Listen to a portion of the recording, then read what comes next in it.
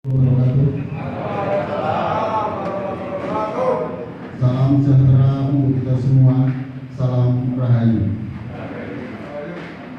Yang terhormat Camat Binangun, yang kami hormati Forkom Pincam Kecamatan Binangun, yang kami hormati Kepala Desa beserta perangkat desanya, yang kami hormati Ketua BPD beserta anggotanya, yang kami hormati Ketua RT RW Desa Jepara Wetan, dan para hadirin tamu undangan yang kami hormati pula.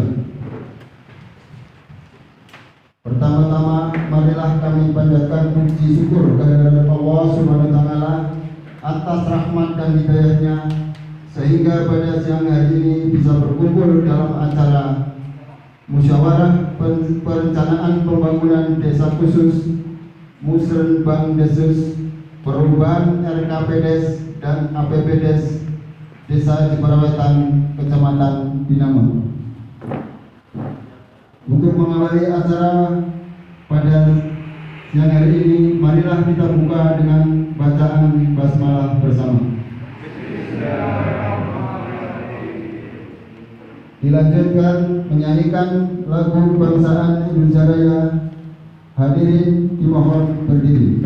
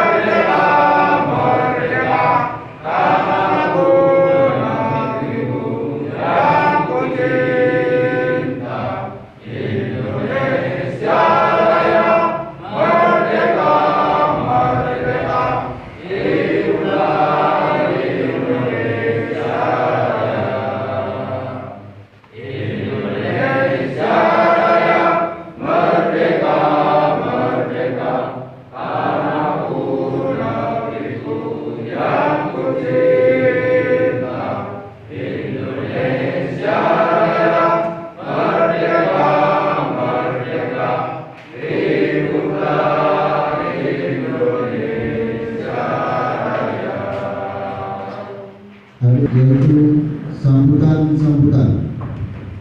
Sambutan yang pertama yaitu dari Kepala Desa Jepara Wetan kepada Bapak Agus Haryanto. Waktu di tempat disilakan.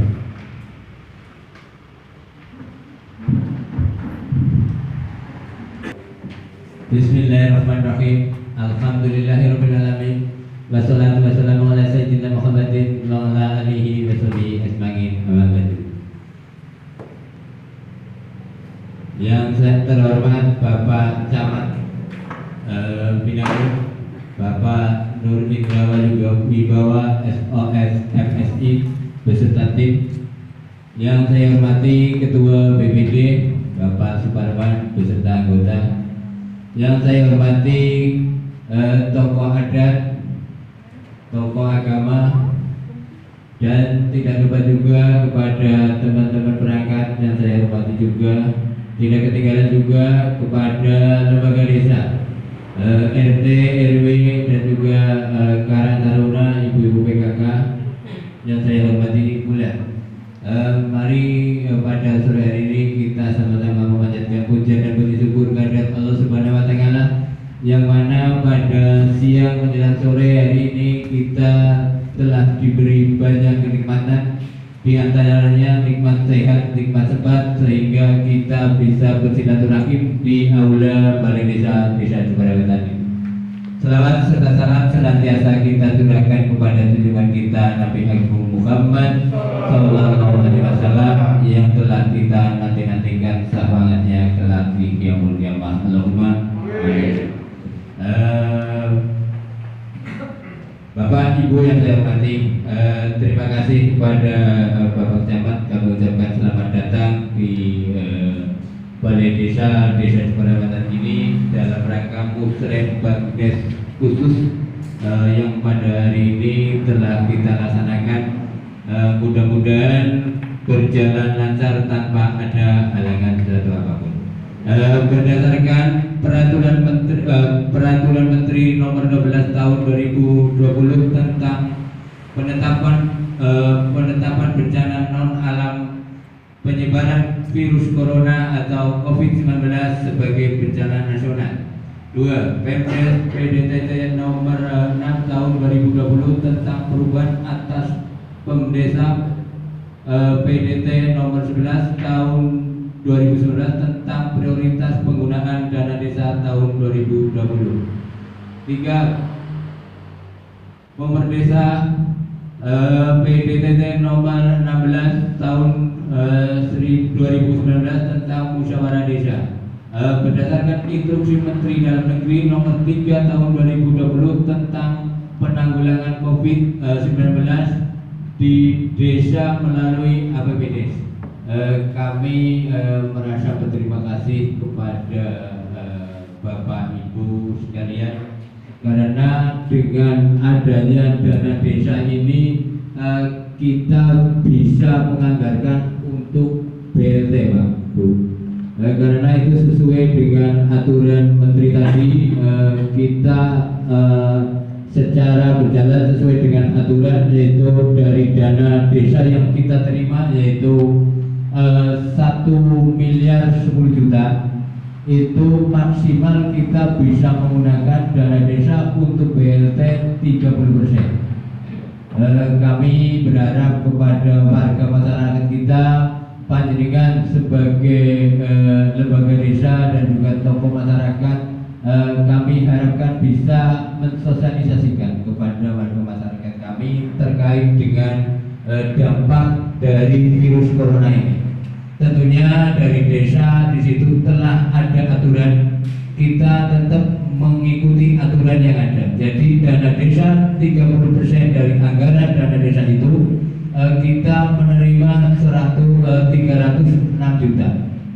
Jadi kalau dibagi terkait dengan kakak itu sekitar 167 kakak.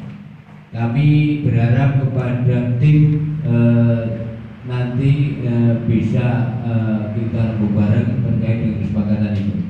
Kami harap panjenengan bisa mensosialisasikan terkait dengan keadaan yang ada saat ini. Memang ini boleh dikatakan bencana yang sangat luar biasa.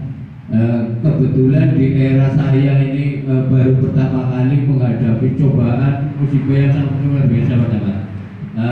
Kita alhamdulillah terkait di Desa Jepara Wetan terkait dengan relawan juga cukup antusias. Kita rela tidak tidur di situ terkait dengan orang yang mudik. Alhamdulillah sampai hari ini tetap terus berjalan.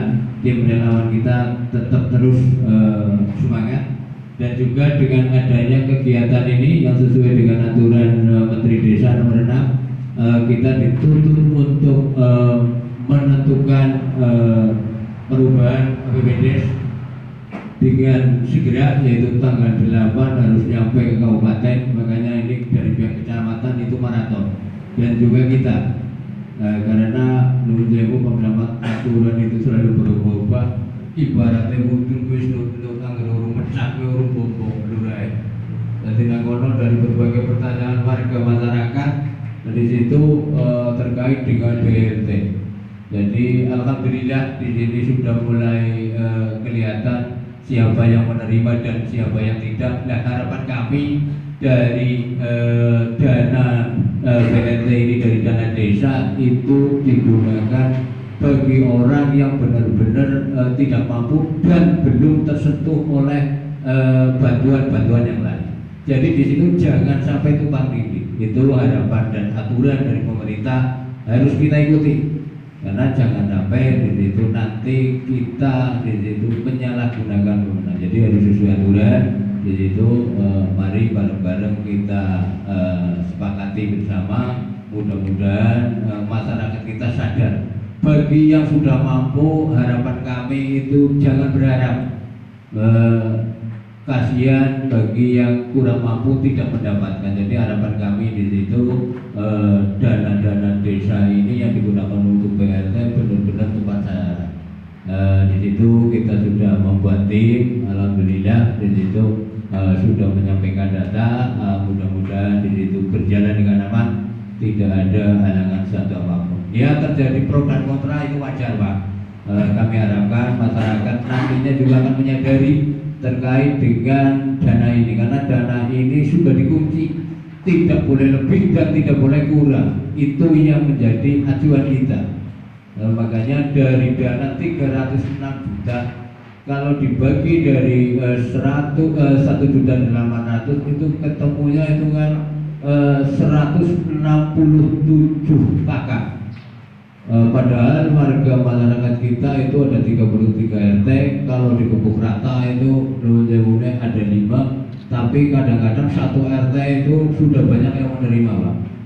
Makanya ada yang 3, ada yang lebih dari 5, karena mengingat dari keadaan ekonomi masyarakat kita.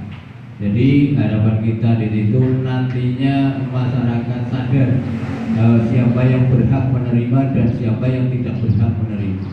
Harapan kami di situ semua menyadari kalau terkait dampak corona kita semua kena dampaknya, Pak. Harapan kami di situ yang tersentuh itu benar-benar orang yang membutuhkan, benar-benar layak untuk menerima. Nah, terus terkait dengan anggaran perubahan ini kita sudah sepakat berembuk dengan BPD, karena saya minta maaf kepada warga masyarakat karena kemarin kita sudah musrah Bangdes terkait dengan kegiatan-kegiatan untuk tahun 2020, tapi tetap karena ada aturan yang baru itu tadi kita mengalihkan anggaran 306 juta untuk BRT ini. Jadi terkait dengan kegiatan-kegiatan yang sifatnya kumpul-kumpul Pak Camat, memang kita alihkan, yaitu ada bintang dan lain-lain kita alihkan, dan juga sebagian infrastruktur tertunda karena dengan adanya aturan yang baru yaitu perubahan APBD. Cukup sekian dari saya, dan apabila ada kata-kata yang kurang kami mohon maaf. Bila itu kepada saya, wassalamualaikum warahmatullahi wabarakatuh. Kepala Desa Ciparaweta yang menghormati Ketua BPD Seanggota, para tokoh agama, tokoh adat, tokoh masyarakat yang kami hormati, Ketua LPPD, Ketua Tim Penggerak PKK Desa Seanggota, Ketua RT RW, singkatnya hadirin hadirat sekalian yang kami hormati, kami muliakan. Alhamdulillah, puji syukur, marilah kita panjatkan kehadirat Allah Subhanahu wa taala.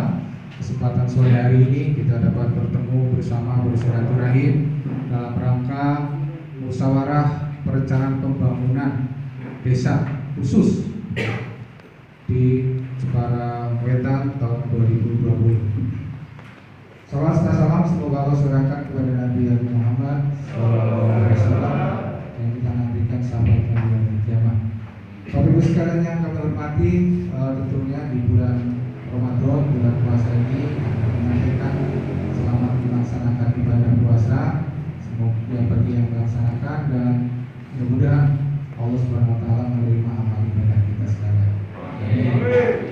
Bapak Ibu sekalian yang kami hormati, tadi sudah disampaikan panjang lebar oleh Pak Kepala Desa, betul ya. mungkin alurnya begini Bapak Ibu, bahwa apa yang terjadi di desa kita, ya, di kecamatan kita bahkan sampai tingkat nasional adalah memang pandemi COVID-19 atau wabah corona. Bahkan WHO dunia sekalipun sudah mengakui ini sebagai wabah dunia. Wabah dunia. Kalau ada yang mengatakan pandemi ini flu biasa, ada yang mengatakan ini luar biasa dan sebagainya. Yang mengatakan ini flu biasa, yang meninggal di Italia sudah ratusan ribu, di Amerika ratusan ribu. Bahkan kalau kita lihat TV di daerah tropis di Amerika Latin yang namanya Ekuador, nanti dibuka sendiri di YouTube mungkin ada, yang namanya mayat itu di jalan nggak kasih ngurusi. Pemerintah itu gagal dalam rangka mengurusi wabah corona ini, sehingga ini beberapa contoh yang lain ya, ada yang ngeri. Pemakaman di pemerintah sampai ngurusi, bayangkan.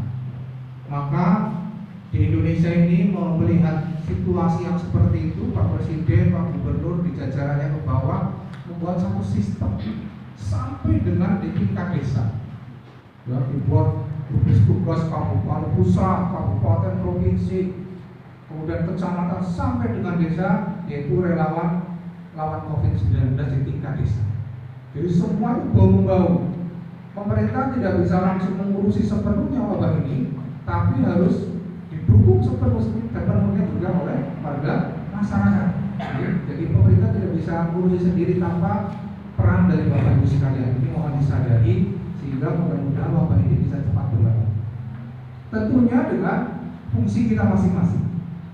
Terima kasih Bapak Ketua RT, Ketua RW, perangkat desa yang lain yang telah juga berjibaku mengawasi, mengontrol pemudik, ya, yang datang, didata dan sebagainya.